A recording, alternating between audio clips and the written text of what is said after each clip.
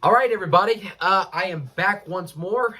Sorry, just kind of start off real quick about the, obviously we're going to jump into the Saints game and talk about the larger themes and whatnot. But right now, I just want to apologize to everybody. Sorry I haven't been uploading a lot. Last week I had to dog sit. I was quite the busy man last weekend. The week before, I know I haven't posted in a couple weeks now. I've been kind of busy, but right now as we speak, the Saints are now the 7th seed. If the playoffs ended today, the Saints would be in the postseason with the 7th seed. But now let's get into this Saints-Bucks game.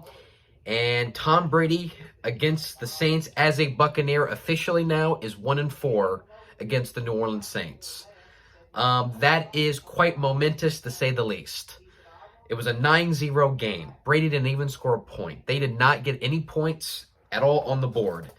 And this personally shows to me how great this Saints defense is. But not even that, just Brady and the relationship between him and the New Orleans Saints defense.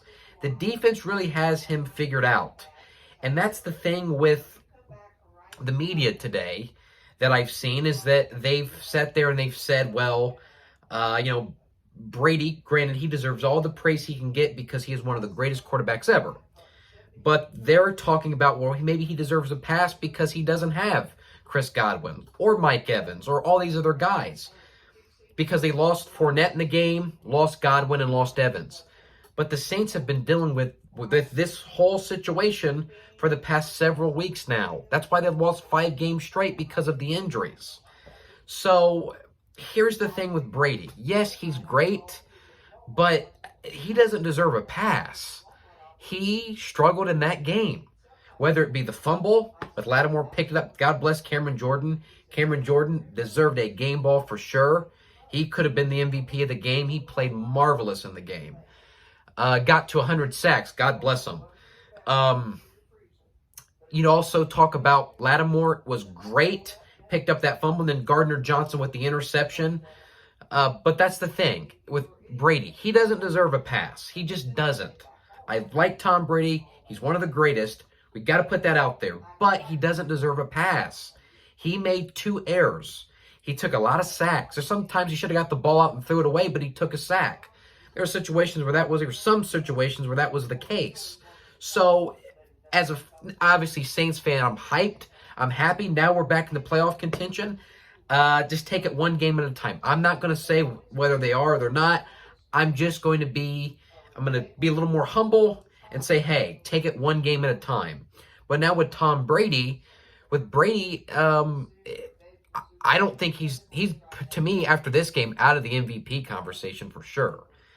Jonathan Taylor, a video will be coming about Jonathan Taylor here really soon, so make sure you guys keep an eye open for that. But this game here just proves to me that Brady's great, but every player needs some talent to help them out. And granted, Brady didn't have that. I understand, but he's still not getting a pass from me because he made some mistakes in the game, the fumble and the interception. Okay. And if you're supposed to be called the GOAT, yes, you need talent. But he had more talent than the Saints had on that offense this past yesterday, essentially. He had more talent. He had Rob Gronkowski, Ronald Jones, who's honestly not a bad running back at all. Scotty Mitchell's not bad either. Not great, but he can make plays when he wants to. So he had enough guys around him to at least get 10 points and beat the New Orleans Saints. Because the Saints, if the Bucks would have scored, I think the Saints would have been in trouble because that offense was quite pedestrian to say the least. But if you're Tom Brady, I just think you don't deserve a pass. You don't deserve it. You don't deserve it. You made mistakes. But that's neither here nor there. Because the Bucks, to their credit, I know it's just been reported Godwin will be out for the rest of the season. Yes, he'll be out for the rest of the season. Or no. Sorry, my apologies. He'll be out for the rest of the regular season, but possibly will be back in the postseason. But I was right. He'll be out for most of the regular season. But now with the New Orleans Saints, let's talk about our team here.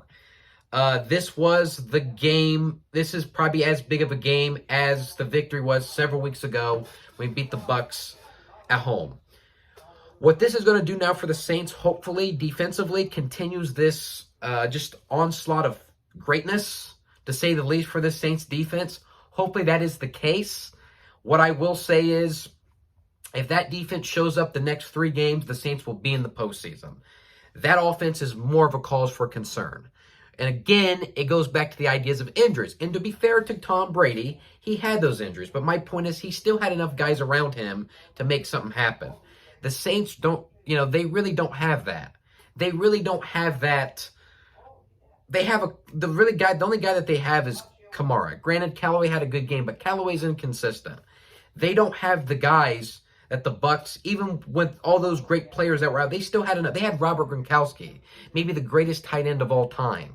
So that's my point. They still had enough guys around to at least get 10 points on the board. But that's neither here nor there. With New Orleans and the Saints, I'm overjoyed with the game. I think this game was a sensation. This was the greatest I've ever seen the defense ever play in New Orleans Saints history. This was a shutout against the greatest of all time, as they say. This was Picasso at work, folks. This was marvelous, to say the least.